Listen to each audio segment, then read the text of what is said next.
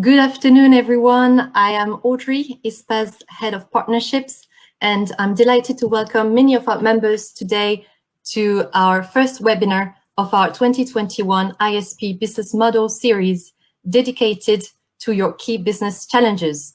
I would like to start by thanking especially our partners who make this series of events possible: Netgem, Plume, OpenReach, EPS Global, Fibre, and Fibre. Today's webinar focuses on the key area of customer experience and will take stock and share best practice after an unprecedented year. So we'll have two panels, one keynote presentation on your legal challenges and some speed networking at the end on this engaging Hopin platform. Without further ado, I'm very pleased to welcome the first panelist to stage, and Andrew, ISPA's Head of Public Affairs, to chair this first panel. Have a very good event. Thank you. Hi, everyone. Good afternoon. Thank you, Audrey. I'm pleased you described how the Hopin platform works rather than me, as I'm sure you did a much better job than I would have done. But welcome to today's first panel. I was looking at lessons learned from the last year and where next in meeting customer demand and service expectations. I don't need to tell you that the last 12 months have been unprecedented. We've seen consistently high demand on broadband networks, with usage more than doubling, as we relied on our connection for work, homeschooling, entertainment, and staying in contact with friends and families. At the same time, as key workers, ISPs have had to protect their frontline staff, in many cases support a shift to home working for support staff, all while dealing with an increased volume of support from customers against constantly changing government guidance. Many argue this has accelerated existing trends: the longer-term shift to home working, the need for fast and reliable broadband, improving in-home coverage and performance, greater use of digital to support customers, a changed approach to sales, as well as new ways to support staff and help vulnerable customers. But what does this mean going forward? To discuss these and other points, I'm very pleased to be joined by a stellar lineup of panelists from the ISPA membership today. We have Atif Ahmed, Head of Digital Product from BT, Steve Layton, CEO of Voneus, Michael Maltby, CEO of Jurassic Fiber, and John Perkins, Director of Strategy at Zen Internet. To start with, I'm going to ask each of the panelists to introduce themselves in turn and provide their take on the theme before we open up to discussion and take questions from the floor. To start with, I'm going to ask Atif in alphabetical order to kick off and give us his take, please. So welcome, Atif. Thank you, Andrew. Can you hear me okay? I can't hear you. I'm not sure if that's just me. Sorry, that might be me. Can you hear me okay now?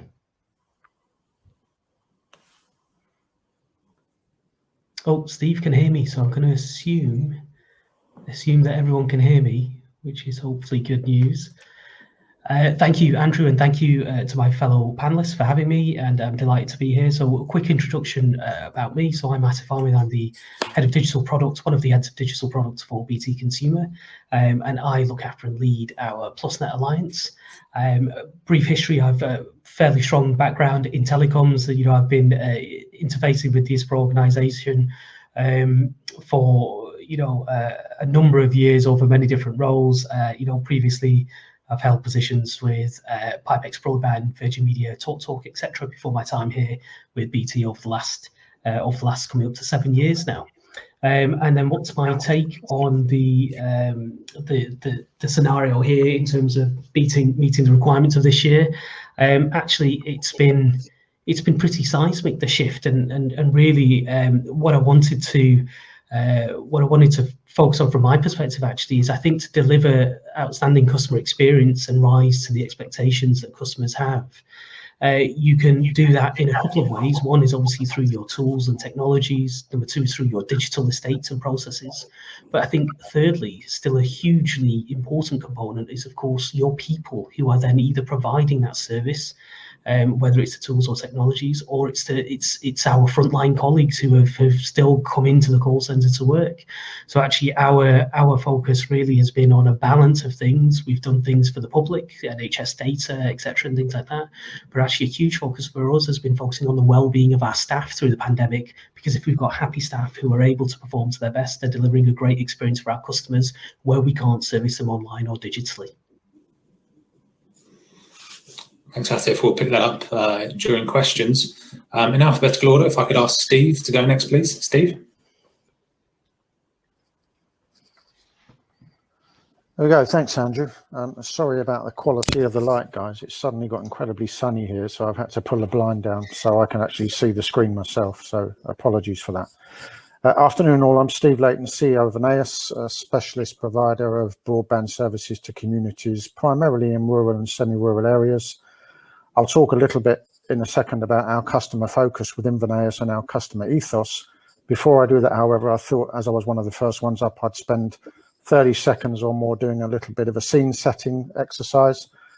I'll start, of course, by saying and stating the obvious, that it's an incredibly exciting time to be in our sector right now. We've got new altnets coming into the market on a regular basis, most of whom, of course, are backed by solid investors with very deep pockets. And they're standing alongside the regular players who are well established, such as BT, Openreach, Virgin, etc.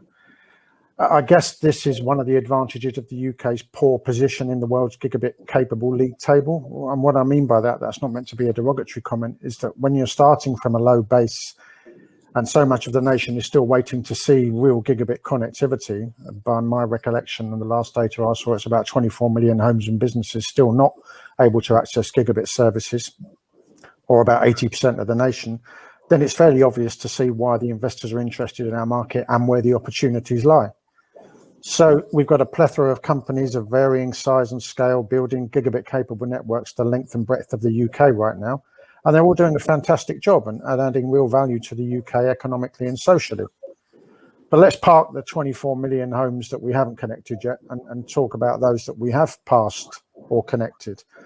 And the connected bit is the one that troubles me slightly, because only a quarter of the homes and businesses that currently have access to gigabit capable services have actually taken them, which even by my poor mathematics means 3/4 of the people who've got it outside their front door haven't taken it today. We know the demand is there, so why aren't they taking it? Is it cost? Is it lack of choice? Is it inertia? It may well be a bit of all three, and we may never, of course, know the real answer. But one thing from my perspective is very clear. All of these companies, either new or well established, are building brilliant infrastructure. They're backed by some of the world's largest infrastructure funds, so that, of course, won't come as a surprise. But in my view, a lot of them are not focused on customer acquisition and customer satisfaction, and therein lies part of the problem.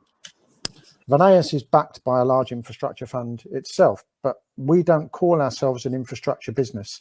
We call ourselves a customer acquisition business. Everything we do and everything we build has the customer at the center of it.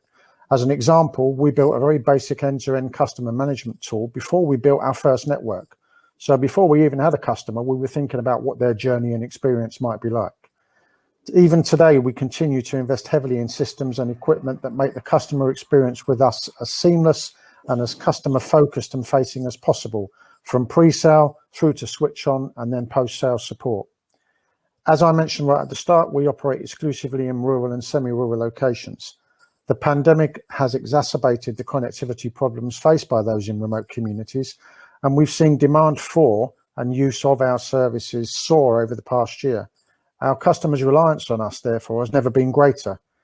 As a sector, I don't call us the fourth utility these days, because I think we're more like the fourth emergency service. The pressure imposed upon us by our customers to deliver and keep delivering is immense and intense and relentless. Within Voneus, our mantra is very simple. We love our customers. And if you get that relationship right, then you will love you. A happy customer tells nobody. An unhappy customer tells everybody. So we do everything we can within Voneus to stop our customers from talking in the nicest possible way, of course.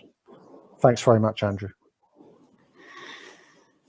Cheers. Thank you, Steve. We'll pick up on some of those points again during questions. I'm sure we will. Now over to Michael, please, from Jurassic Fiber.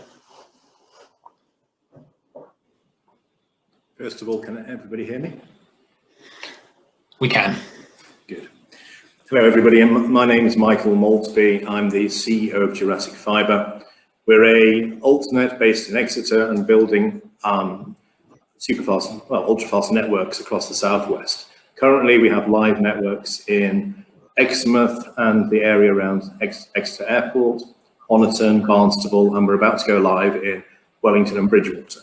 So we're building at pace across a very large geography. In terms of in terms of timings, we started 2 years ago, and we were just getting into our stride when obviously the pandemic hit. And I think I'd very much agree with Atif and Steve's comments in terms of the staff and in terms of the customers. So I won't repeat that. I think those were very well made. I think for us, though, the other side, of course, as a startup building is then you hit a raft of issues to do with rapid recruitment, construction, and all the processes which have been made a lot more complicated by not being able to see people, or if you look at us, being able to attract people to the southwest either from within the UK or internationally. Internationally, we hit the minor issue that we had a tier 2 license to issue tier 2 visas, but we couldn't issue them because all the embassies are shut and no one can fly. And so you're constantly over the last year, we've had to rejig our plans, rejig our approach with a view to continuing the rollout as best we can. And I think that's the context against which people forget what has been achieved. Everybody who has been building over the last year in the UK has achieved results of heroic proportions simply because you've been doing it with one hand tied behind your back. And I think that's something which people have lost sight of. And I think one of the interesting questions is, as we come out of this, will the government force us to take further action which will put the other hand tied behind our back, or will we be allowed to move back to building in a much more efficient way? Because obviously, if the objective, as Steve rightly says, is to cover the 24 million premises which we haven't built, then the less we are constrained in doing that, the easier it will be. And that's just something which I think we all have to start asking ourselves. Ambitions are only realistic if you're given the resources to actually achieve it. And I think when the government's plans for rolling fibre across the nation were first of all expressed, they didn't actually, the pandemic wasn't with us and the constraints weren't taken into account. So that's going to be an interesting debate, I think, over the next year or 2 years for all of us. On that note, I think I'll wrap up and see what the questions are. Thank you. Thank you, Michael. And then last but not least, please. Hi, good afternoon. So, John Perkins, Strategy Director at Zen Internet. And for those who don't know us, we are, I think, hopefully I'm right here, the largest independent ISP in the UK. So we've just celebrated our 25th year anniversary as well. So we're in approximately 450 exchanges UK-wide. We deliver probably 2 in 3 circuits, whether that be broadband or Ethernet connections, on our own infrastructure, and then obviously rely on partners for the rest. We're incredibly diverse, so a thoroughly enjoyable first year for me in the business, finding out, discovering what's going on. Probably half of our business is retail, whether that be residential users or small business, with the other half being split across our own enterprise business and business, but also our growing wholesale division as well, where we serve service providers, resellers. So kind of 3 initial observations from me when it comes to customer experience in the last year amidst the pandemic. One is, and I'll be very careful with the word, kind of growing impatience and urgency from a customer perspective. I liked Steve's observation about us being the 4th emergency service. We certainly noticed that now that customers are much more aware of what their connectivity is and isn't, that they're much more impatient, frankly, to know when a service is going to be provisioned. If they've asked for an uplift, for example, a regrade, when will that happen and what will it mean to do? What will it mean to me? So we've learned the value on getting on the front foot to be playing. So let's speak to customers before they call us to find out what's happening. Leads me to number 2, which is it's all about the right conversation. So we've had to very quickly adapt as a business, not to be talking at large about how Ethernet will solve problems for the business community, but in fact repivot to conversations about the cloud and such emerging services. So how can businesses move their workloads, such as Office 365, to the cloud, avoid that dependency on VPNs and traditional data centers? So we've had to repivot a lot of the conversations we have, particularly in the business market. but largely to make sure it's appropriate. So, you know, in amongst a pandemic, it's not necessarily the right conversation to be upselling, to be talking to customers about additional services. It's right to understand their needs and their experience. And probably thirdly is down to staff. So Zen, we like to think is fairly unique. So our strategy revolves around having happy staff, happy customers, happy suppliers. The perfect Z shape, those things should work in concert. So we scrambled, quite frankly, within 2 weeks at the beginning of lockdown to move from a traditional ISDN contact center setup to a hosted one. So, I mean, incredible work internally. Within 2 weeks, we were able to send all frontline staff home, which obviously reassured them and enabled them to be just as available as they were, as if they were in the office. So that was great to see. And then we've learned an awful lot about comms with our staff. So the value of face-to-face briefing shouldn't be understated. We've made sure each week our chief executive, Paul Stobart, has spoken to the business about performance, what's happening in the market. And then we've tried, cliched though it might sound, to keep engagement high through all the various means that I'm sure people are familiar with, but also through what we call in the loop chats. So making sure that the senior team here are talking to the wider business about the challenges in their lives, about their views on the future, just to make sure people don't become too distant to the core business. And we found that's worked incredibly well. So that's me. Looking forward to the debate. Cool, thanks, John. So we'll crack into a few questions that we have amongst the panel, but we'll also welcome questions from the floor, so to speak, the virtual floor. So please do put them in the chat function. I believe my colleagues also posted a poll as well, just to get people's thoughts on one of the biggest challenges people have felt in the past 12 months. So we can maybe report back once we've had a few votes on the options in the poll. So we'll pick that up toward the end as well.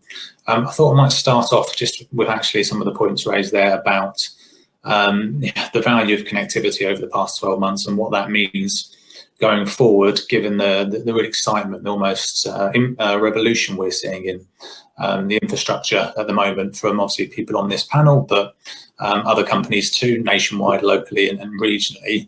There is going to be a challenge to get people to pay more for their broadband, I think. A lot of the good performance we've been seeing over the last 12 months has kind of happened over FTTC services in amongst all the other services too. And that's kind of worked for a lot of people. How best are we going to convince people to upgrade to the faster gigabit services? Is there a killer app, or is it a combination of things? Steve, I'll start with you on that. Yeah, thanks, Andrew. I mean, I can only answer from the perspective of Voneus, and we've got a relatively unique business model in as much as 99% of our customers are residential users. We don't have a complex model matrix in terms of pricing. You know, we've got a relatively simple pricing model for our customers, which of course makes it quite easy for them to work out what it's going to cost and how much they're going to have to pay every month.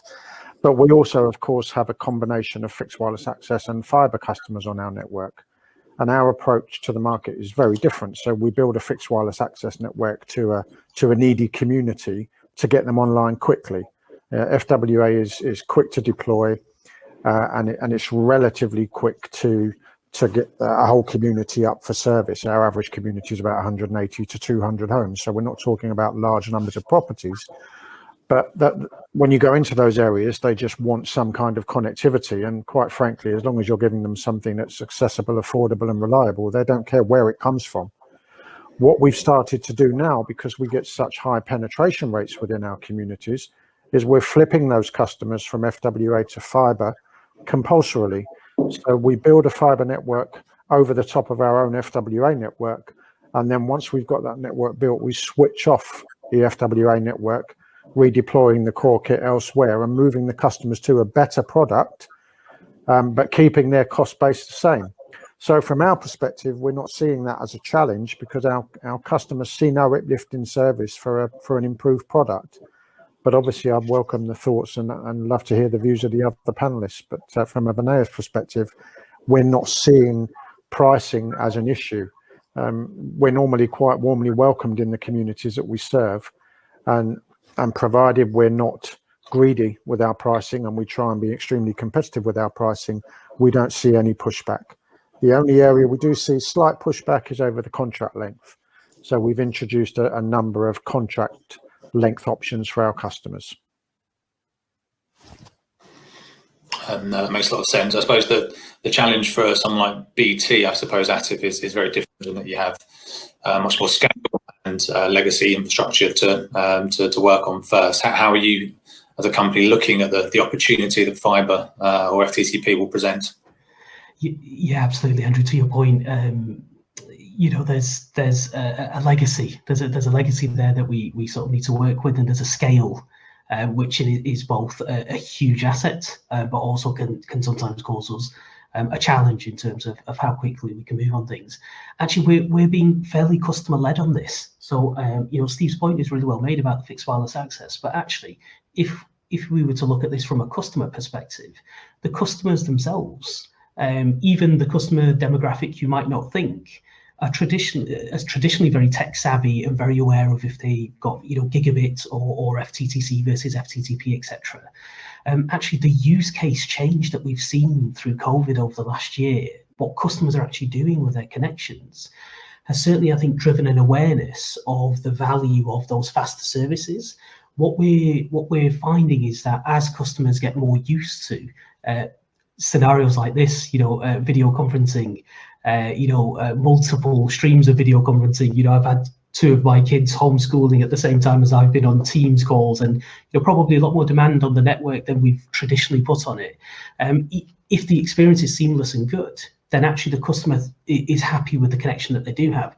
If they're feeling that buffering or that challenge or that slowdown, then they themselves are proactively reaching out or looking at those faster speed packages. But it's always a very interesting balance as well between what's going on in the customer's home, because I don't think it's just about getting a gigabit connection in the house. Actually, one of the biggest challenges that we often hear from customers is how do we distribute that in the house in an effective way? Because actually, it's often the customer's end experience is actually their wireless connection experience that they perceive as their broadband connection, rather than the actual connection into the house. So I think we're taking a twofold approach to this. One is absolutely launching products and services that improve the Wi-Fi coverage in the house and gets it to better places, along with increasing the connection speed that comes in there. So I think it's been quite customer-led, quite organically, but certainly driven by the uniqueness of the last year, where we've got, you know, demographics of customers. My mum is a great example, who would never be video calling anyone traditionally,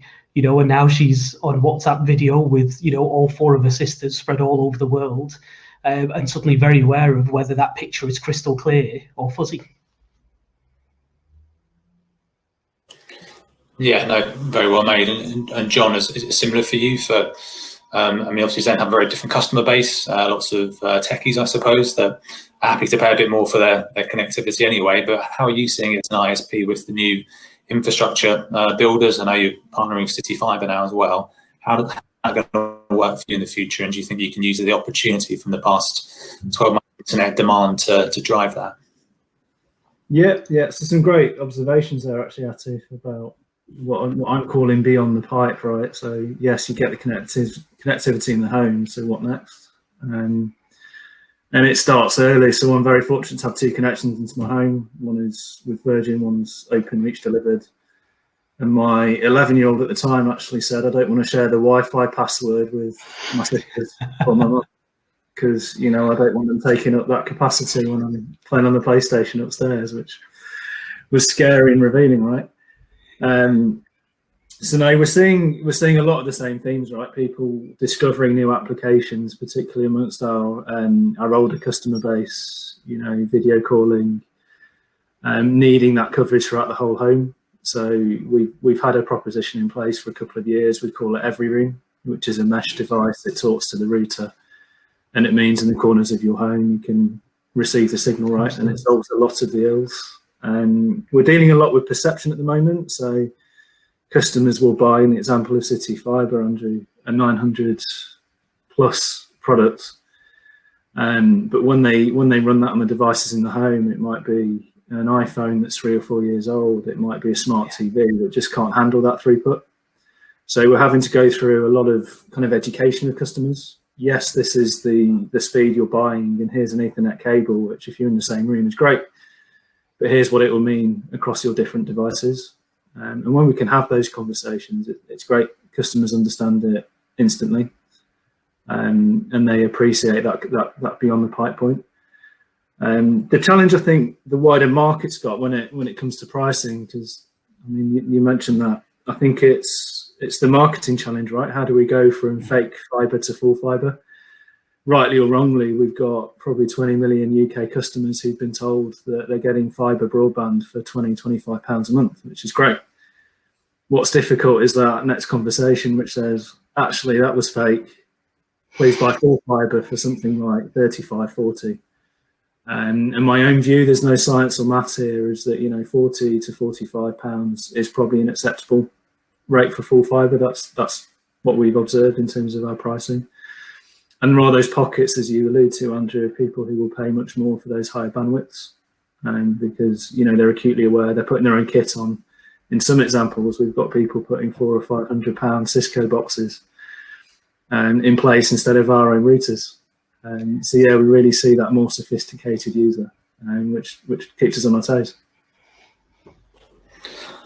And Michael, you're obviously building out a network in the southwest, and you kind of have a bit of a competitive advantage in that the likes of Openreach and others are still using FTTC. How are you going to compete with, I suppose, some of the more established providers when they start to move into FTTP in more submarines in coming months and years, as the announcements last week gave sort of further green light to? I think it's going to come down to customer service, really. I think I'd agree. I think we don't provide broadband. We provide Wi-Fi in the home, and it comes down to, you know, someone wants to be able to test the Wi-Fi. Now, I think one of the benefits we have is from the install process. I suspect we end up doing a lot more testing than you would do if you just sent the router through the post and plugged it in. And what's become interesting as we go through this is that customer experience can vary an awful lot depending on the house type, depending on the equipment they have in the house, and putting the router in the one place and not the other place can make all the difference.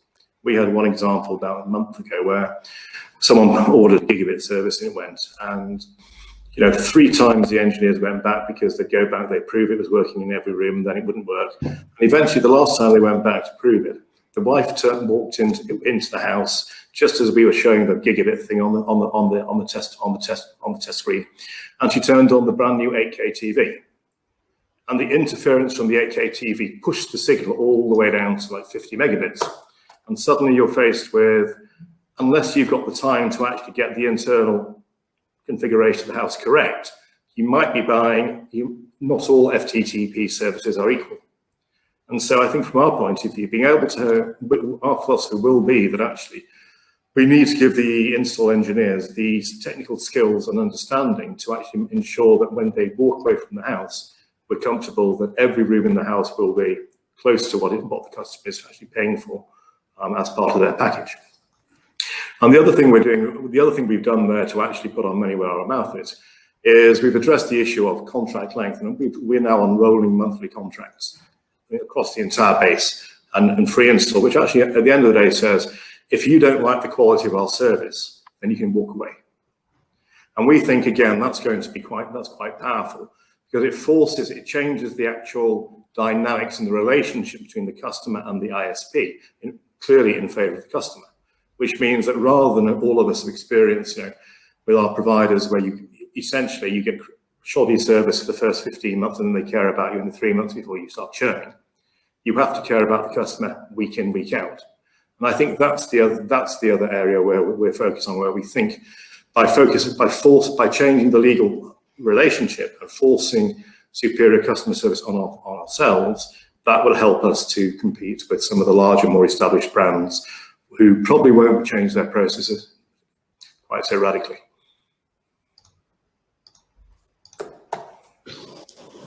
Yeah, thank you, Mike. That's really interesting. We've spoken a lot about sort of strategies and so forth, but I wonder if it's worth picking up on some of the points you mentioned, Atif, about actually how you've practically supported your your customers by supporting your staff over the past 12 months, and how much of that's going to continue? I'm sure, like us, you've moved to collaborative tools like Teams and video conferencing like this, but do you see a big change for BT, and obviously similar to other panel members too, in terms of how you support your staff, and whether things like the office will return in the way that we used to know and maybe love? Yeah, it's a great question, Andrew, and I absolutely think the answer is it will be a hybrid moving forward. It will change. I mean, to your point earlier around the nationwide announcements, you know, we supported initially by, to John's point actually, around, you know, moving en masse very large quantities of call centre staff to be able to work from home. You know, we kind of were delivering things through IT projects that normally would have taken, you know, a good couple of years in a matter of weeks, just simply because there was a business need, but also there was just such an ethos of it was the right thing to do as well. You know, everybody was concerned, nervous. We didn't have the understanding around COVID. Of course, we now unfortunately know some of its impacts as well, but it felt the right thing to do to both support the staff, to then make sure we could support our customers. There were some really nice things that came out of it. You know, actually some lovely feedback from customers saying, oh, I've just spoken to one of your colleagues and it was lovely to hear their kids in the background. You know, it just made it feel more personal, rather than quite sort of, you know, detached. And I think the office is still important, I believe. I believe that there will be this hybrid element. I think humans are social people by nature. So I think that we will probably, like most companies, are looking at things around how many days in the office do you really need to be in there, and actually what do you do with those days in the office. Actually, the value is in those collaboration activities in the office. If you're coming into the office and it's literally just to sit there to work in front of a screen, you know, then that's probably not the best use of space. And actually the answer is different for all of our staff. We're certainly looking at giving them choice to understand what works for them as well. But I think we are now moving, and will move to, as a nation, as a society, as a series of you know, companies, a hybrid model that will involve more time at home because of all the work-life balances you get from that as well, along with some collaboration days and activity days within the office. And I think it's up to us giving our staff flexibility to try and choose what's right for them as well, because of course there's been some challenges for people working from home as well. It's not all been pretty. You know, there are challenges around, you know, setups at home, space, quiet time. There's the mental health challenges of being home as well, if you prefer being in the office and the interaction. So all of these factors come into play to, I think, give you a hybrid, diverse future that will be driven more by employees. Yeah, thank you, Atif. And that kind of brings me on to the final question I wanted to just pose to the panel before we go to Q&A from the audience, which is actually about business connectivity. So with more and more people working from home, does the panel see a more demand for faster broadband for small businesses? Sky, I think this week, launched their SME service. With your full fibre pipe, you can do an awful lot that may mean you don't need an Ethernet connection in the future. So I'm wondering what people think any sort of future impact on business market may be from what we've seen, and all the exciting investment that's going on at the moment. I don't know who'd like to take that first. I can talk kind of very briefly around what we've seen at Zen. So I think I mentioned cloud already and hosted voice. We've seen, and perhaps it's no surprise, a real acceleration of customers wanting to transition their workloads to cloud, for example, but also slightly more nuanced, moving contact center operations to hosted platforms in a real hurry. So we've worked with local authorities, with councils who perhaps might have taken 3 to 5 years planning around what we all call the WLR switch off. That's hurtled along much quicker than we thought, so we've been able to embrace that. Core connectivity, I think it's quite early to judge in terms of full fibre or even FTTC replacing the need for Ethernet. It tends to be Ethernet or similar products such as Ethernet First Mile are there because these places are hard to reach. So whilst in the long term, I think, yes, the fibre builders will be reaching these same business parts, business premises. It's not going to happen in the next 3, 4, 5 years.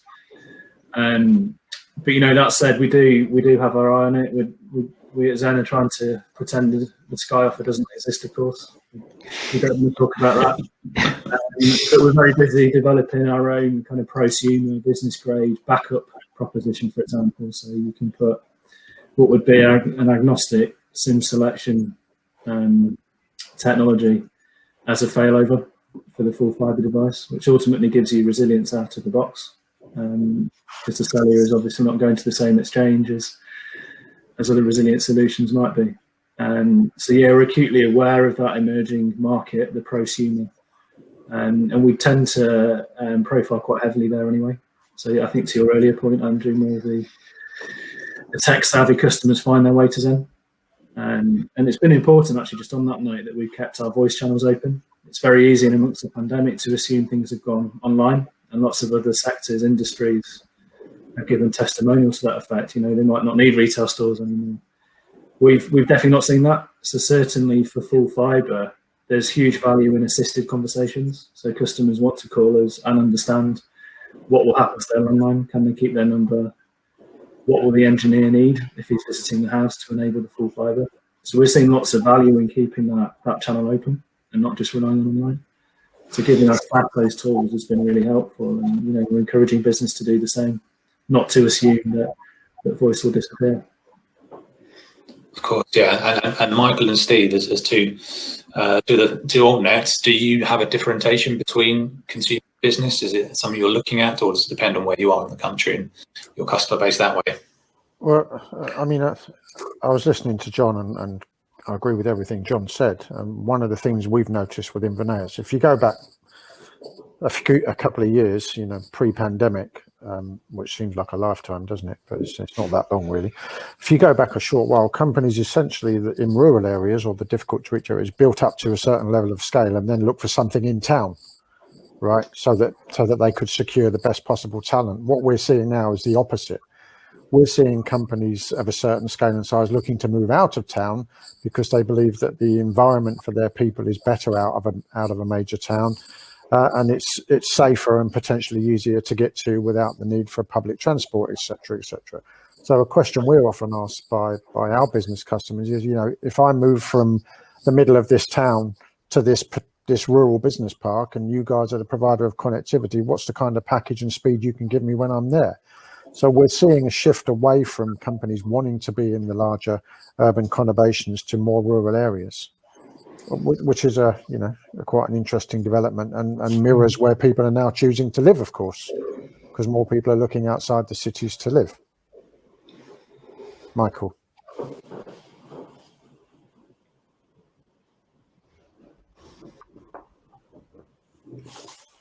All right, there you go. I guess we're slightly different in the sense we are all, in terms of our build, we are where we do build in the southwest. We pretty much build across all the business parks. We don't just do the towns. We tend to do the rural hinterland as well, the immediate rural hinterland, maybe 1 to 2 miles out from the towns. And therefore, essentially, if you're within our footprint, you pretty much get access to a suite of business products around it based on GPON, in addition to being able to get point to point. I think what that does, I think a lot of companies which previously went to a point-to-point solution, they didn't really need it, but they couldn't. But there was nothing in the middle. And so I think what is going to happen is you're going to see the price of bandwidth for businesses falling dramatically as companies walk from spending, say, £500 a month plus on a gigabit, say, point-to-point connection to 100 if you take a GPON solution. Which is asymmetrical, and so I think that's going to be the biggest shift. But obviously, to drive that, you've got to be able to have the fibre covering all that in the right areas. And that was one. I mean, when we put our model together, it was very much designed to holistically look at an area, identify all the potential demand points, and build a single architecture which would then allow us to serve everything in that area.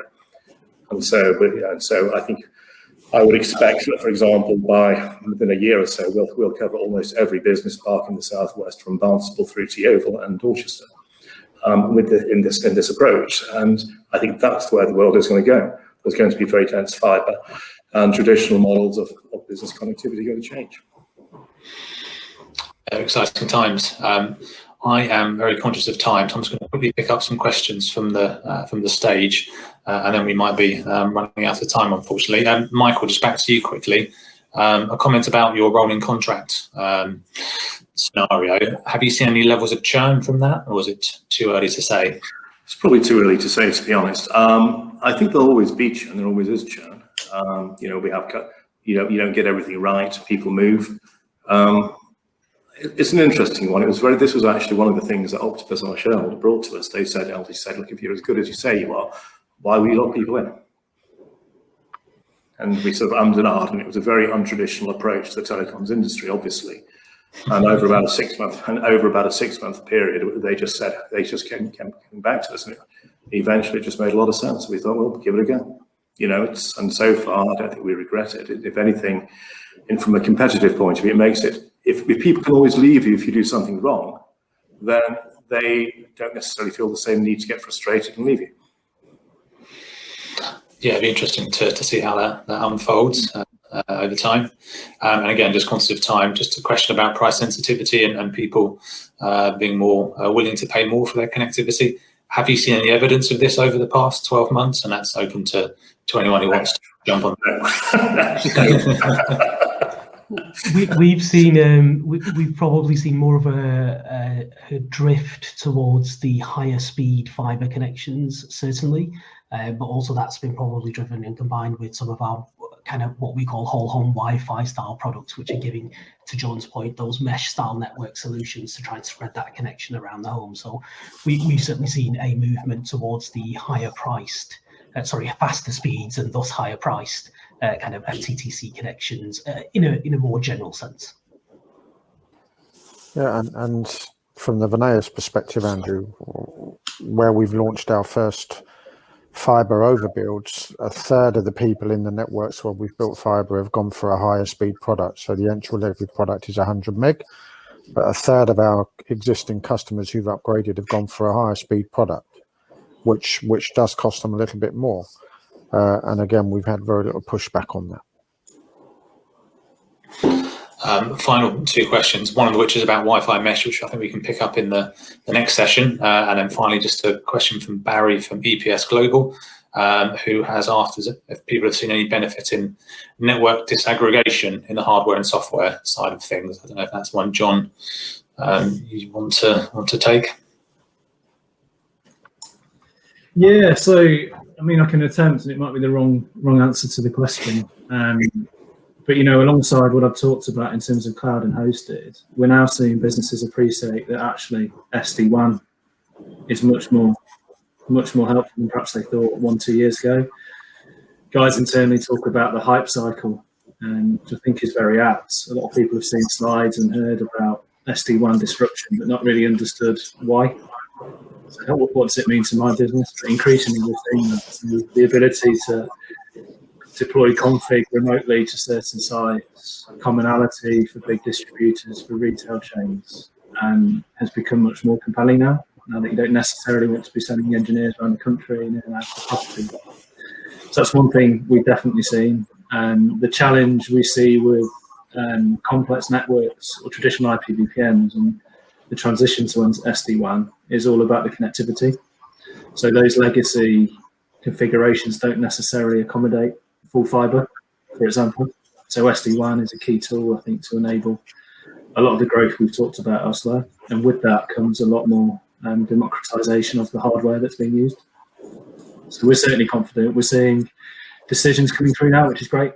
So following the Chancellor's announcements probably 2-3 weeks ago now, that there's huge incentives in terms of capital spend. We've seen a lot of projects or businesses that were reluctant to undertake IT change now going ahead, now pressing ahead, which is great news.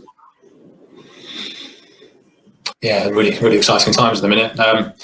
I am conscious of time, so I don't think any panelists wanted just to say a final word before we wrap up. Otherwise, it just calls upon me to say thank you very much to the panelists for sharing their thoughts today. Appreciate we've got through quite a lot in a short space of time, so next time we do this, we'll give ourselves more time to actually explore some of the issues in a bit more depth, perhaps. But yeah, finally, thanks again, and please do stay around for the rest of the event. Thank you. Thanks, Andrew. Pleasure. Thank you. At which point I'm going to hand over to Finbarr from our friends at Cavell Group to chair the next panel. Finbarr, over to you. Thanks, Andrew. So as Andrew mentioned, my name is Finbarr Begley. I'm a senior research analyst at Cavell Group. We are a UC and telecoms focused analyst house, and I am specifically the networking infrastructure and that kind of area focused analyst with a fairly broad remit.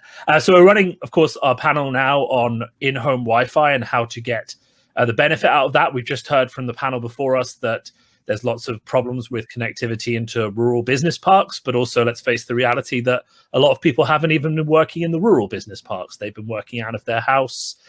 They've been having to deal with home Wi-Fi and networking issues for the past year. And of course, people are stepping up to fill in that challenge. And I have some of those people here with me today. John from WightFibre, Niall from Plume, and of course, Shan from Netgem. So we're just going to go around and let everyone introduce themselves. Why don't we start with you, John? Top of the list, maybe give us a bit of an introduction to yourself. John Irvine, CEO of WightFibre. WightFibre is a network operator serving only the Isle of Wight. I used to come to these meetings and bill us as the last independent cable company in the UK, the only one that hadn't been subsumed by Virgin Media.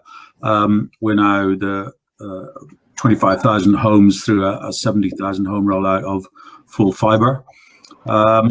We use Plume as our in-home technology solution, hence the reason we're here today. Okay, fantastic. Shan, what about yourself? Why don't you tell us a bit about Netgem? Cool, thank you very much, Finbarr. If that's okay, I will just use one slide or two as background. Yeah, absolutely. Okay, let me see if that works. Should work. Can you see the screen here? Yeah, that works. Can you still hear me? Yeah. Fantastic. Okay. So hi, everyone. I'm Shan Eisenberg. I look after distribution for Netgem TV in the UK and Republic of Ireland. Well, I'm always very happy to take part in those ISPA events, but this time around, even more excited because it's not every day that you extend your service and launch a new service. And today we've announced in the press our first UK deployments for Netgem Superstream, the extension from Netgem TV into whole home Wi-Fi. As some of you know, our audience is the UK altnets and the fast-growing challenger ISPs, as I call them. We're talking to everybody in the ecosystem, but so far, beyond talking, we have launched with over 15 ISPs.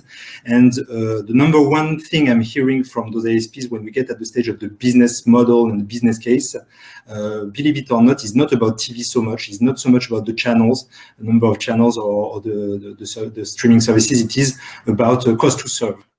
So Niall, why don't you give us a bit of a background on yourself? Sure, no problem. Hopefully you can hear me, Finbarr. Yeah. So currently I'm helping to build Plume's channel partner program. It's expanding rapidly. For those of you who don't know Plume, the best way I can probably describe us is we're the company behind, fast, reliable internet over Wi-Fi throughout the whole home all of the time. We're a company that enables those countless uninterrupted video calls, especially critical as we're all working from home, like today for me, and I think for pretty much everybody who's joining this session, including the audience. We are a company that provides safe and secure browsing, extremely powerful parental controls, very flexible controls. We protect all of your smart gadgets from hackers, botnets, etc., protect all of your devices actually in the home using some of the world's most sophisticated security products, homegrown and also with partners like Akamai. Also, the company enables you to use motion detection, physical motion detection, to do things like check on your elderly parents. My folks live in Layton. I'm currently in Denver, Colorado, so I can check in on my elderly parents, in a kind of an unobtrusive way, right, to make sure everything's okay, and actually, probably more importantly, to be alerted when something's not okay with them. As a company, we've been around, I think, 2014, so coming up 7 years now. We're live in over 23 million homes around the globe. We add about 1 million homes a month to the cloud. And I think we're coming close to about 1 billion client devices that we're managing every day, all day. Our customer base, including WightFibre, very happy to have John as a customer. We're in excess of 170 customers around the world. We give those customers like John at WightFibre and his support team what I think are amazing customer support tools, insights into their customer base. We give them valuable information, which maybe we'll get a chance to talk about in this session. Help them optimize their their expenses, their capital and operational expenses. Okay, fantastic. And I think Shan is back with us now. I think I was punished for trying to present a slide, so I won't do that again. I think that's where it was coming from. Thanks for giving me the opportunity again, Finbarr. So I was saying when we sign each of the 15 ISPs that we've got live, when we sign them, the question that keeps coming from at point of validation from the CEO, CFO, is the cost to serve. And the cost to serve is, okay, how many calls am I going to receive launching TV on top of my broadband? The answer, of course, is not many calls, but the calls that are received are usually around the Wi-Fi and not really about the TV, so the buffering, and therefore the Wi-Fi. The Wi-Fi is the weak link, basically, into the smart home. I think the guys on the previous panel made the point many times. All the examples are around Zoom calls, buffering. It is the reason that make the Wi-Fi associated with the broadband quality indeed potentially an issue, and which is why with this statement we've expanded our Netgem TV service to also cover now whole home Wi-Fi. We've kept our DNA that made us successful in this space with Netgem TV. Simplicity and value. It is the centerpiece. It is instead of piling features, we've decided to focus on the simplicity of the joining and the setup experience, using the same app that people are using for TV, making sure they access quickly the Wi-Fi. And for the ISP, when they do receive a call, we've extended our device management platform to cover not just TV boxes, but the Wi-Fi pods. And that allows basically a streamline of the quality of service between TV and Wi-Fi, meaning easy for the customer service agents, were some of the benefits that Niall was talking about.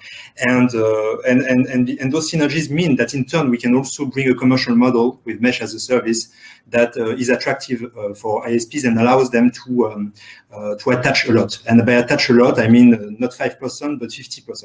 I know it sounds crazy, but actually we have done it in France, where we have an ISP business and where we do attach just a little bit above 50% for acquisition, just a little bit under for upgrades.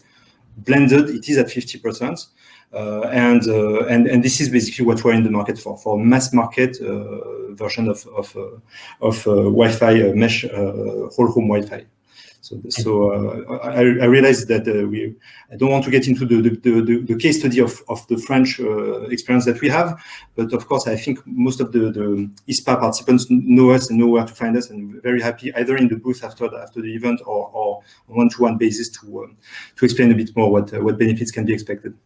Okay, that's fantastic. So we have some questions. I think we have already one question that was asked during the last panel, but was sort of more relevant to us. There is also a poll going on at the moment, which will sort of address the results of. So if you can go and fill in, that would be great. Mostly just asking what's the most important thing to your customers, especially when dealing with Wi-Fi. Is it the device? Is it security? Is it connection speed? So it would be really great if you can fill that out and we can discuss the results later on. I think the initial question that I saw coming into the last panel, but really is for us, is just about limitations on devices and routers. So David Rowick is asking, once a customer connects to that 1 gigabit fiber connection, where are the limitations on the router? Are people only offering routers that have 500 gigabits per second? Is there something needed there with an Ethernet cable to get that speed up higher? Is that where Wi-Fi is breaking down, even if you get that fiber speed into the home? So maybe John, fiber is in the name. Are you finding that's the challenge? Yes, I echo many of the comments made in the first panel. So absolutely pointless delivering a gigabit capable connection into the home. And we have customers, we only offer 900 meg just to be certain we can exceed their expectations, and they can actually measure 900 meg. They're pointless delivering that into the home to then have a dreadful distribution of that signal around the home. And customers these days, they don't call in and say my broadband's broken. They call in and say my Wi-Fi's broken. They don't differentiate between the two. So we happened across Plume because we were looking for a whole home Wi-Fi solution to spread coverage around the room, the home, and we chose Plume because it does two things. It gives us an absolutely amazing back office capability, insight down into the customer LAN environment, all of the devices, how those devices are behaving, signal strengths, data throughputs, all sorts of things. And actually, perhaps more critically, a little app that the customer can use for themselves on a smartphone or tablet that lets them see a much simplified view of the same. So when a customer is doing a speed test measurement on a device, they can, to a point, and not all customers do this, perform their own analysis, their own self-diagnosis to figure out, oh, I'm a bit far away from the Plume SuperPod or from the router, and they can actually figure these out for themselves. And there's a slow education process in the market where people are learning that Wi-Fi is radio waves, and radio waves don't go through walls or through microwaves. So don't know if that answers the question. What Plume does do for us is, from each Plume, from the Plume SuperPod and the router, we get constant speed tests that display themselves to the customers, and we prove to the customer that they are getting the speed that they're paying for. Yeah, and I think it does roughly answer the question. So people are getting that sort of service through their routers when they start to see the right technology come through. So I think that does address the question. But I guess it's more, and I want to focus on this because I think it's quite interesting, is the lack of differentiation between services, right? Because this is kind of like the big question as to how you monetize and capitalize on Wi-Fi is, what are people willing to pay for, and what do people at the end when they're getting this device actually see as the benefit? And I know, Shan, you mentioned this during your introduction, was that people aren't differentiating between their TV service not working and why that's happening in their Wi-Fi, which seems to be a similar challenge. Yeah. It's all part of one experience, and video streaming is at the heart of it. It is where the pain points are. I mean, much more than uploading files and secret, sending emails. And I think the education question is interesting because there's two folds to it. I mean, the education is around. You may have very good quality broadband, yet you still need Wi-Fi, whole home Wi-Fi service on top. And I think that is the bit of education that sometimes you have to get around, because people, of course, rightfully would say, well, if I'm paying X pounds, why should I pay more to basically get the service I'm paying for in the first place? And it's a valid question to ask. There is an explanation to this. So, for example, Internet, who is one of the ISPs launching with us today in the UK, is doing luxury flats in Manchester, not massive flats, but because of and don't ask me too much about the technicalities, but the material of the walls, it still needs the whole home Wi-Fi service to bring fiber to the rooms and not just to the home. That's the bit of education. I think the bit that doesn't require necessary education is the whole the end user features of going and checking the topology and so on. So checking the topology of home, that's what I've got here in the screen here, and seeing which devices are in the red, in the amber, in the green is super helpful for agents in customer service at ISPs. And like John explained, I mean, they can do first call resolution, they can address the queries better and make the customers more satisfied. I was seeing plus 15 NPS in France on the half of the customers that are taking Wi-Fi. But then for the end users, no offense, but we are a community here which is tech enthusiasts, and we like to see that. And I go and see sometimes the topology of the Wi-Fi in my home. Most customers will not do that, I don't believe. All they want is good Wi-Fi. And I think it was John and Michael earlier in the previous panel who were saying basically the customers don't call basically, and then they are not that they don't call if they are happy basically, and they don't check if they are happy. So there's two fronts basically to the education in my view.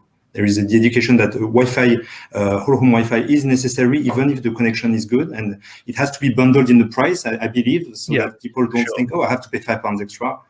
But then all the features and so on are that the customers access are more like a good to have, I think, for a small proportion of the population at the moment. Yeah, so I mean, continuing on from this, so we've just had a question coming in from the audience, so maybe Niall, you can tackle this as to what the most effective method has been for educating customers once you're installing this technology, and also how you continue that education on an ongoing basis.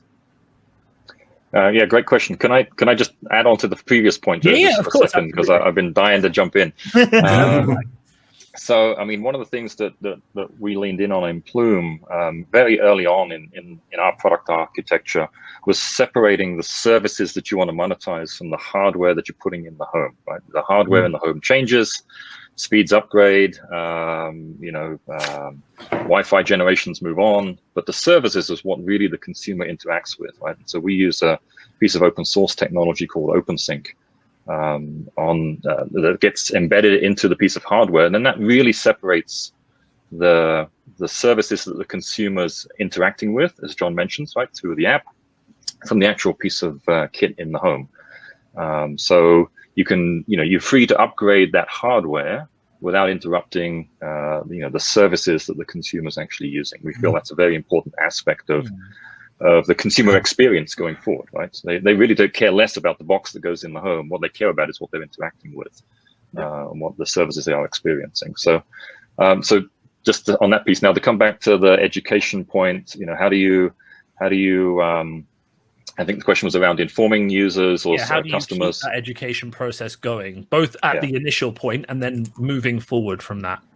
Correct. So for customers that are already interacting with the Plume system, for John's customers, we provide there's a lot of information that comes through the app, for example.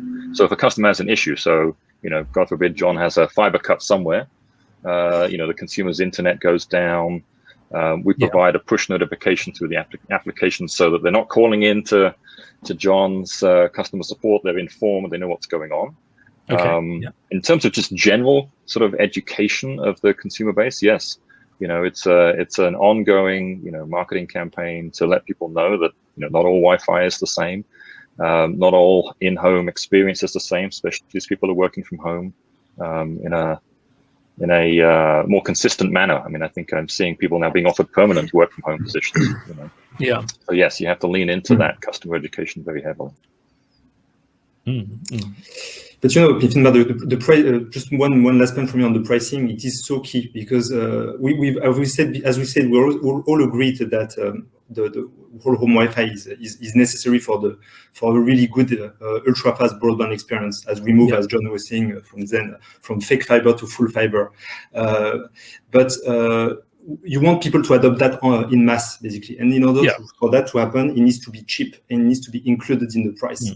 Otherwise, you are going to be like 5% attach rate, and that remains anecdotal in that case because the consumers are not enjoying the experience. The CS agents can barely use the tools. It just doesn't work. In order for that to work, you need the economics that allow it, and that is in a very price-sensitive market. That is the main challenge, I think, for ISPs, finding a model that allows them to price, I guess, at £3 or below per month. And that is. And I think that's what a lot of people, if you're coming to a talk like this and you're hearing about the new services you need to offer, you're also thinking, but I can't get that for free. How do I build that into the bundles that I'm starting to offer? Exactly. I need to make it aggressive. So there's one area we haven't touched on, which I think is quite interesting and mentioned a few times, is that with all this smart technology that's being built into these routers and Wi-Fis, there is a lot more data on customers being generated, and how both you as a service provider learn from that, but also use that for your customers' benefit, I think is quite an interesting question. John, I know we haven't heard from you in a while, but do you have any thoughts? I mean, you're collecting more data. What are you doing with it? Oh, you're on mute, John. Sorry. My apologies. At its simplest, the most used phrase of the last 12 months, isn't it? Yes, it is. I mean, at its simplest level, using Plume's APIs, we can track alerts that are generated within Plume around within the home poor connectivity, devices that are suffering from a poor customer experience, and actually automatically generate a case in our system for follow-up by a customer service agent. Haven't implemented that yet, but it's on our roadmap in the next 4 to 8 weeks. So there we are using data generated by Plume around customer experience score within the home to automatically create a case that we then address proactively rather than waiting for the customer to complain. Just one example. Yeah, I mean, correcting things before the customer realizes it's a problem is a huge next step for the industry as a whole, you know. Because it is all about customer experience. Everyone on earlier was talking about, you know, was talking exactly to that point, and providing great customer service. We're lucky, you know, we're WightFibre, we're a small island. You know, our furthest customer is a 30-minute drive away. Our company ethos is because we care. We were doing truck rolls for absolutely everything, but our truck rolls now are down by over 75% because actually, to use Jurassic's example earlier, if there's a TV interfering with a Wi-Fi signal around the home, Plume will tell us that. We don't need to send an engineer out to, you know, to witness it. Yeah, and that's a drastic change in terms of data. That's your monetization. People don't pay. People aren't willing to pay very much, if at all, for whole home Wi-Fi coverage, for parental controls, for internet security. So, you know, the monetization is the cost savings that we get, the improved customer experience, and the reduced churn that comes from that. Yeah, absolutely. And that is, of course, being echoed by the poll we have going on at the moment, where flawless Wi-Fi and uninterrupted coverage is overwhelmingly 50% of the votes. And of course, if you want to continue, people can vote in that, and you can see the results yourself when you've answered them. And there are, you know, low price, connection speed, all these things are relevant, but that winner is flawless Wi-Fi and uninterrupted coverage. So we have to wrap up soon, just conscious of time. So I'm just going to go around and sort of give everyone the chance to give us their sort of closing thoughts. Niall, why don't you take us away if you've got anything else to leave us with? Yeah, so just want to add on top of John's comments there about the customer experience and using data, you know, to improve that customer experience. That's exactly what we do all the time. We enhance customer experience through data. You know, John's on the Isle of Wight. You know, he's part of the Plume cloud. His customers actually benefit from the other 23 million that the cloud learns about and learns how to interact with, whether that's from, you know, typing a device, right? We have an incredible device typing capability that allows us to build profiles for controlling those devices. So we might see a device somewhere, you know, in some other part of the world, and then one of John's customers onboards that device onto their Wi-Fi. We already know how to control it. You know, we use the cloud to benefit in security, in device typing, in Wi-Fi control, in many areas, right? We use that data to enhance customer experience. I think that's really fascinating. And Shan, any closing thoughts for the audience? No, I think it was great to hear. I mean, it seems to be such a great consensus around the fact that whole home Wi-Fi will materialize the promise of ultra-fast broadband as it gets rolled out by many, but in particular by the members of ISPA. Let's make sure that whole home Wi-Fi is not a premium add-on that gets sometimes added, but that it is systematically there, and you know, we build a commercial model that I believe allows ISPs to do that, and of course I encourage them to speak to us to know more about this and the special prize that we will make for ISPA members. Nice to throw that in at the end. And finally, John, just anything else to add in? Nothing really to add. I think I've said quite a lot. Just maybe on a personal note, if you can't holiday abroad, the Isle of Wight is a great place to visit this summer. Yeah, I'm told it is beautiful. Scenic beaches, still English weather though, so you know we'll have to see. It can be good in the summer again. You're opening a whole new debate now, Finbarr. Yeah, exactly. Well, we're not getting into that, right? England is a great place to go on holiday, or the surrounding islands. From me, I mean, this has just been a great discussion. Obviously, I have had to deal with home Wi-Fi the same as everyone else. And, you know, it doesn't always work the best. So I think this is something that everyone is going to have to tackle. And ISPs all over the country are asking how best to deal with this. If you have any follow-up questions, I'm sure our panelists are here in the event. You can reach out to them. They have booths and places where you can go and speak to them a bit more. So, you know, please do follow up with them and have a conversation. If you want to reach me, I'll be on the platform as well.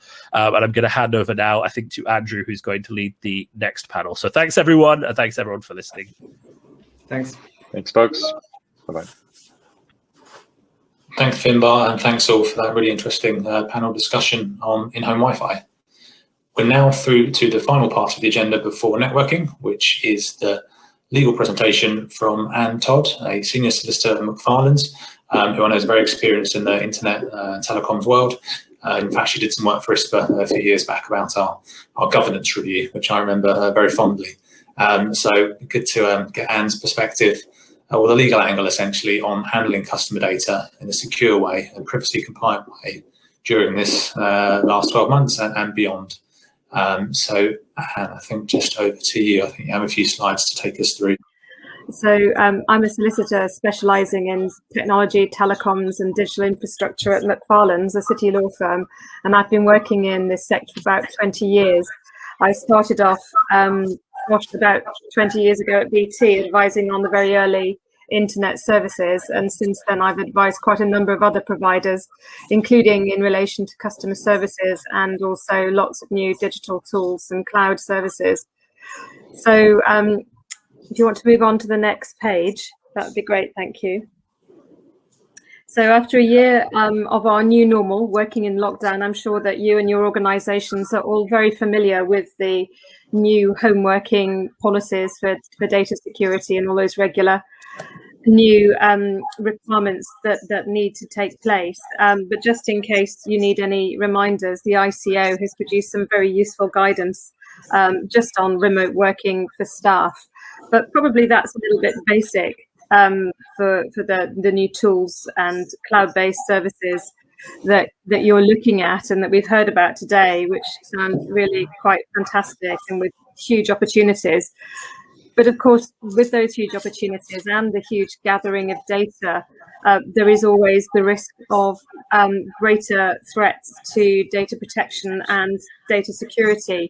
And these issues do always need to be borne in mind whenever any new technology is being engaged. So I thought I would just give you a little bit of background about a recent case that has gone through the Information Commissioner in relation to Ticketmaster, which actually has some quite useful learnings for all of us. So Ticketmaster were fined 1.25 million for breach of the General Data Protection Regulation in relation to a chatbot that was provided by a third party and also hosted by that third party, a company called Inventor. And Ticketmaster did have a contract in place with Inventor that required that company to take adequate security measures and not to introduce any malicious code. But unfortunately, the chatbot was infected with malicious code, and Ticketmaster had enabled the chatbot on its website, including some customer payment pages. And although the customers were not actually interfacing with the chatbot on those payment pages, the code was able to capture the customer's payment card details. And this breach is thought to have affected 9.4 million customers across Europe and 1.5 in the UK. And we think 60,000 payment cards of Barclays customers were subject to fraud, and 6,000 Monzo cards all had to be replaced. Ticketmaster suggested that it was actually Inventor's fault, but the ICO didn't accept this and said that Ticketmaster had fundamentally failed to assess the risks of using the chatbot on its payment page in the first place, failed to identify and implement security measures to negate the risks, and it also failed to identify the source of the suggested fraudulent activity when it was flagged to it. And in addition to the fine, which was already quite high, there's now a risk that Ticketmaster will be subject to lots of civil claims by people whose card details were compromised. And of course, there's also the very huge damage to reputation that has been caused. So what should Ticketmaster have done? So the ICO was quite clear in this and said that Ticketmaster should have followed industry standard steps to include monitoring its payment page, and it could also have hosted the chat box on its own servers or used content security policies. And there was also information available to Ticketmaster in various publications about the risks of using this chatbot that Ticketmaster ought to have been aware of, but it had ignored, unfortunately. And the ICO said fundamentally Ticketmaster should have carried out a risk assessment before it implemented any third-party scripts where personal data was processed. And even though the chat box didn't process payment card data, because it was connected to the cardholder environment, it should have met the payment card industry security standards. So moving on, whenever implementing new customer services tools, what can you do to protect yourself against being in this position that Ticketmaster found themselves in? Well, firstly, it's important for anybody who is the customer of the tool or the cloud service to realize that actually it's their responsibility and not the responsibility of the underlying service provider, and the organization who will be held accountable by the Information Commissioner is that data controller and not the underlying third party who provides the tool or the service. And under the data protection regulation, which is essentially a principles-based piece of legislation, there's not one standard fit-all approach, and you need to make an assessment of each and every case based on the actual circumstances and risks.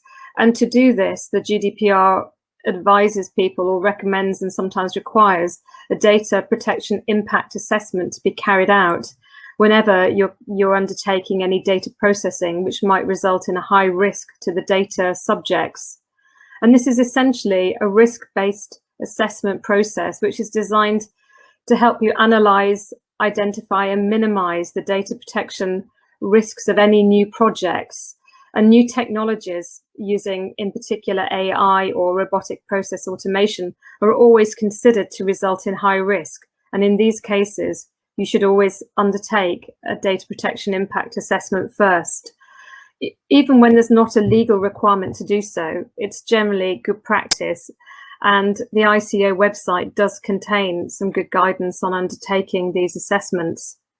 It's also important to audit the security features and the protection that's available with any given tool, and verify the certifications that the supplier holds.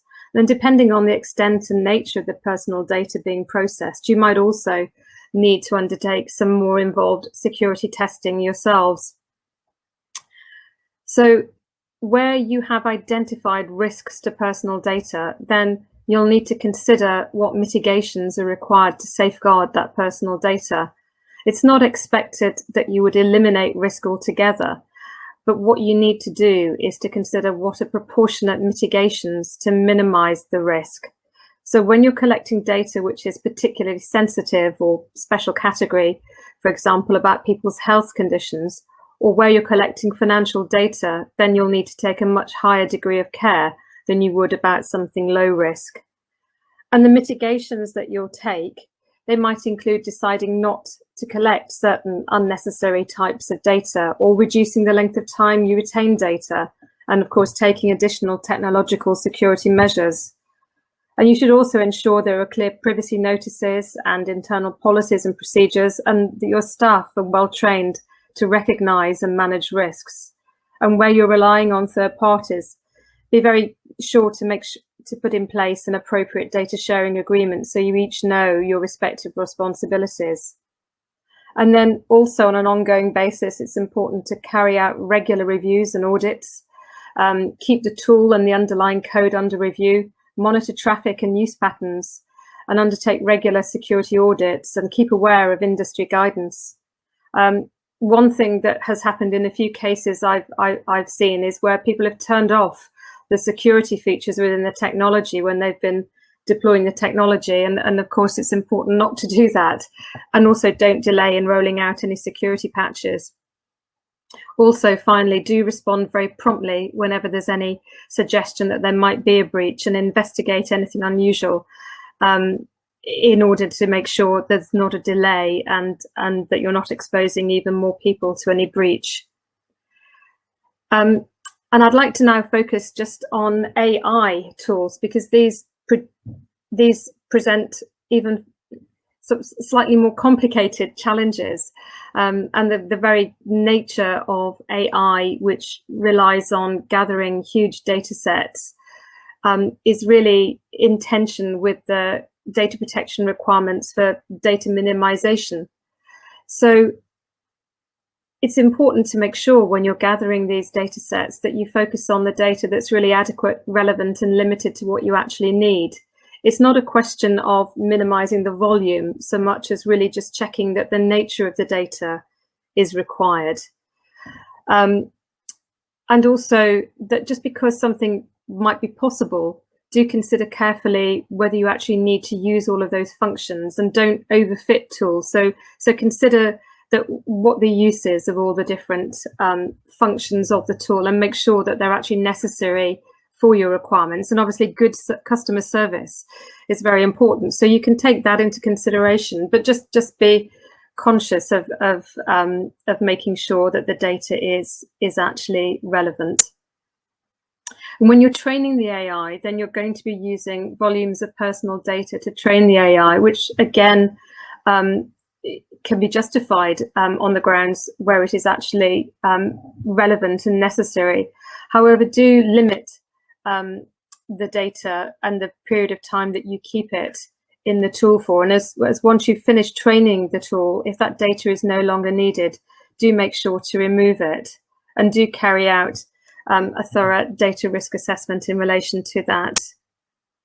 You can also consider using privacy enhanced methods to reduce the risk, so that effectively you might anonymize the personal data you use to train or develop your AI, and keep the AI under continual review, because it is continually evolving. So you do need to maintain perhaps more regular reviews than you might of a more static tool. And also be aware that this area of law is also evolving very quickly. So it's important to keep abreast of what's actually taking place in the legal world, and the guidance that the ICO is actually making available. And the ICO has in fact just launched an interactive toolkit, which is quite helpful if you're thinking of implementing new AI technology. And it's a fairly interactive tool, and you can spend some time working through that when you're looking at implementing a new AI tool, to make sure you consider the risks to personal data and take steps to minimize those risks. And the next area that I wanted to focus on is cloud services. And we've heard a lot about hosted services today, and obviously cloud does present so many fantastic opportunities to scale up and be flexible and save costs. And with cloud solutions, it is important to recognize that you as the customer of a cloud service provider are the data controller. It won't be the underlying cloud service provider that's the data controller. So you as the customer of that service need to make sure that you are compliant. The cloud service provider will have its own obligations under GDPR, and you'll have contractual rights against them, I'm sure, if there are breaches, but ultimately it's your primary responsibility to make sure your customer data is secure in the cloud. So choose the service provider very carefully.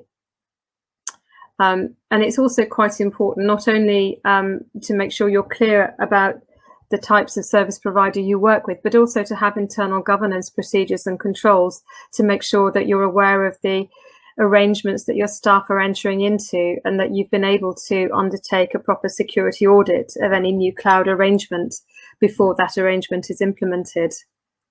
And there are also additional risks in relation to metadata, which is collected in relation, for example, to usage statistics or transaction history, to be aware of what is actually being captured and make sure you understand why it's collected and why it's necessary, and also to let your customers know that you're doing this through your privacy policy. And the other area of complexity with cloud service providers is that they do inevitably rely on a number of other providers further down the chain. And you'll need to understand who those underlying providers are and what security arrangements your cloud service provider has in place with those service providers going further down the line. And as I said before, it's important to undertake a data protection impact assessment. And the ICO has provided some guidance on this. It's a little out of date now, but it's still quite a useful place to start. One of the issues, one of the tensions with GDPR and cloud use is that GDPR expects data controllers to undertake physical security audits, but clearly that's not going to be possible in a cloud situation. A reputable provider should be willing to make its third-party audits available, and it's important that you check this. and also understand what encryption procedures are in place in relation to data which is in transit as well as data at rest, particularly when you're storing sensitive or financial data in the cloud. And finally, on the cloud, data location is also important. Many providers store their data in offshore locations or have services supported by offshore teams. And the GDPR has got certain requirements that need to be met to make sure that that processing is done in compliance with GDPR. It's quite a complex area, so it's probably best to speak to your data protection officer or your legal team about this and how we can make sure the best way of meeting those GDPR requirements is met. In practice, you'll find many tools and cloud services offer a take it or leave it approach. And unless you're in a very powerful position, it's actually quite difficult to negotiate the terms. So the golden rule is to make sure that you're certain as to the security arrangements of your provider. And if you're not certain, then look for another provider, because I'm sure there are many of really very excellent providers who are able to offer the assurance that you need. And then finally, some back to the office tips. When we return to the new normal and staff are working more flexibly from home and the office, I think it's worth reminding staff about some practical issues such as transporting their devices on public transport and protecting their passwords and installing security updates. Also, as people perhaps leave the organisation, or perhaps if they're on extended leave, if they're unwell, don't forget to delete accounts and reset forgotten or lost passwords really quickly. Also, staff might be moving into co-working situations, so be aware, as I'm sure all of you are, of the risks of unsecured Wi-Fi and of devices that could potentially be listening in to conversations, and make sure that appropriate security technology is implemented. And then also, finally, with all of the change that's currently going on, I think we're all seeing an increased incidence of phishing incidents and other opportunist hacks. So just make sure your staff are aware of those. And also, it's been in the news recently, and I wanted to share with you just a picture of Tom Cruise. Don't forget the increasing prevalence of deep fake. I have heard of a few cases where people have, unfortunately, been involved in very large security breaches and loss of money as a result of very credible voice deepfake. So that was it from me, just a whistle-stop tour through the world of data protection and data security. I've added a few links if anybody is interested in knowing more. Thank you very much. Thank you, Anne. That's a really useful overview and plenty of food for thought for people to take away and check, I suppose, how they've been performing for the past year and beyond. Just conscious of time, but just on questions. So the poll results show that actually the potential for data breaches is the audience's biggest concern in relation to more home working. Where would you suggest that people go to try and look for further information, to particularly around data breaches? Well, certainly there's a great deal of advice on the ICO website, and I think the thing with data breaches is really do engage your security team and your legal team as early as possible. So obviously you need to implement triage as quickly as possible to try and stem the breach, and that's obviously the most important thing. And then and get the legal team involved quickly, and notifications can be made early to the ICO just on a holding position. It's always good to, where there has been a breach, to give early notification, and you don't have to give all the details, but the case law that we've seen recently coming through the ICO, where there has been an early notification and where people have cooperated with the ICO, it's resulted in lower fines, and also better, customers have responded better when they've been given early warning. People know these things happen, and I think it's all about the early communication rather than letting it drift. That's very useful. Thank you. Thank you for that. I don't think there are any more questions in the chat, so I think we are coming to the end of this afternoon's event. The networking, as I know, is already underway. I don't know, Audrey, if you wanted to just explain how the next step works. But thanks again, Anne. You're Thank you welcome. very Sorry much. you can't see me. Thanks, Anne. Thanks, Andrew. And thanks to all the speakers. Thanks to all of you for watching the presentations today and our annual partners as well. Thank you very much. So I know we are running out of time, but if you want to stay a bit more, you can use the networking button on the left-hand side and click ready, and you will be matched automatically with random people in the audience. So just feel free to stay a bit more if you want. And we'll the sessions have been recorded, so we'll follow up with an email for you to share around. And please note, next webinar will be held on the 17th of June. So we'll explore the area of networks. If you have any recommendations on topics, please fill the polls on the right-hand side. Thank you very much. And Andrew, do you have anything else to add? No, just look forward to doing this in person one day in the distant future. But for now, yes, we'll carry on with an online webinar style event.